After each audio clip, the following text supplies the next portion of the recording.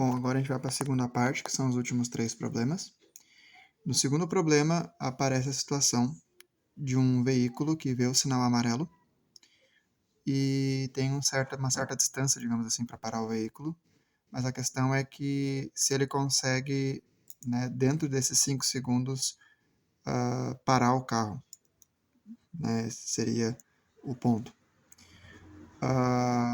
Bom, então a gente tem ali que os dados são aceleração de menos 5 metros por segundo quadrado, porque é uma frenagem. A questão é se ele para, então a velocidade final é 0. A inicial é aqueles 45 km por hora. E vamos ver se em 5 segundos ele para ou não. Qual é que é o segredo aqui? Essa distância é a distância até o semáforo, tá? E aqui é a distância do amarelo ao vermelho. Então a gente não pode misturar ou usar esses dados aqui necessariamente na equação, tá? Porque eles são dados do ambiente, por assim dizer, que não está atrelado a nem a distância que o carro consegue parar de fato, nem ao tempo que o carro consegue parar de fato. A gente teria que usar, talvez, ou calcular a distância que o carro leva até parar e comparar aqui, ou o tempo que o carro leva até parar e comparar aqui. Como a questão pergunta sobre o tempo, a gente tem que fazer sobre isso daqui, tá? Então, a aceleração, né, a gente tem essa equação aqui, botando o tempo para lá, multiplicando a aceleração para cá, dividindo, a gente tem essa forma. Então, a velocidade final é 0, a inicial é 12,5. Esse cálculo aqui é só dividir por 3,6. E daí a gente tem, então, aqui a divisão de 12,5 por 5, que dá 2,5. Ou seja, o carro consegue sim parar dentro desse intervalo de tempo em que o amarelo troca para o vermelho. Questão número 3. A gente tem aqui a situação num carro, né, que está na via aqui a uns 80 e poucos km por hora, e ele entra na faixa de aceleração, tá? Ele vai desacelerando, não até parar, cuidado, tá? Muitos colocaram como se ele fosse até parar.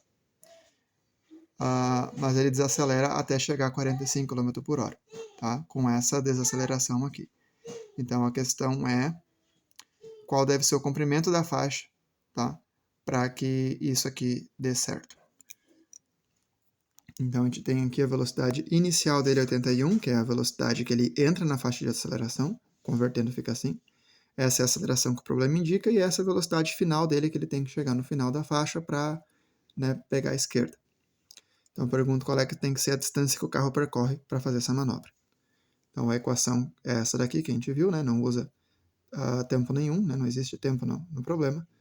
Então a gente tem aqui velocidade final é 12,5, inicial é 22,5.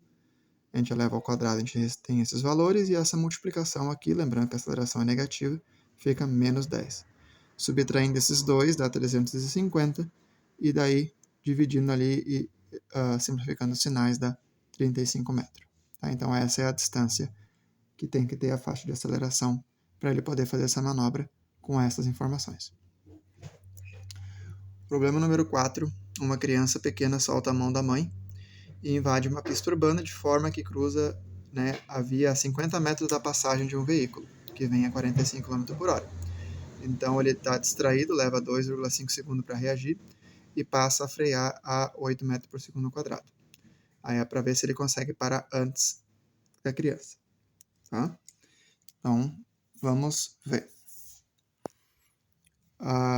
Aqui a gente tem então as informações, que ele está a 50 metros da criança. Esse valor a gente não usa no problema, a gente só usa para comparar, tá? Porque, de novo, isso aqui é do ambiente, não é a distância que ele de fato percorre. Aqui é a desaceleração dele, o tempo de reação, a velocidade inicial e a velocidade final, que é parar. A pergunta é se ele consegue parar antes da criança. Então a gente tem que ver a distância que ele leva para parar e comparar se é menor que a distância até a criança. Então aqui a gente tem parte do cálculo, que é o que alguns fizeram, calcular a velocidade que ele leva para frear. Só que isso não é a distância que ele leva para parar. Tá? Cuidado. Então aqui a gente tem a distância que ele percorre para frear o carro. Então a partir dos 45 km por hora, aqui já convertidos, né? Então a gente vai ter 9,8 metros só para ele frear. Então a gente pode dizer que sim, ele para antes? Não, a gente ainda não pode dizer isso. A gente tem que ver a distância que ele percorre enquanto está mexendo no telefone. E essa distância vai ser igual à velocidade dele, que não muda durante esse trecho, pelo tempo em que ele reage. Isso vai dar os 12,5, que é a velocidade que ele está dirigindo enquanto fala no telefone, vezes 2,5. Essa multiplicação dá 31,25 metros. Aí agora a gente precisa somar esse valor com esse daqui. Então, a distância total para parar vai ser os 9,8 mais 31,25. E isso dá um pouco mais que 41 metros. Então, agora sim, a gente pode afirmar que ele para antes. Ok?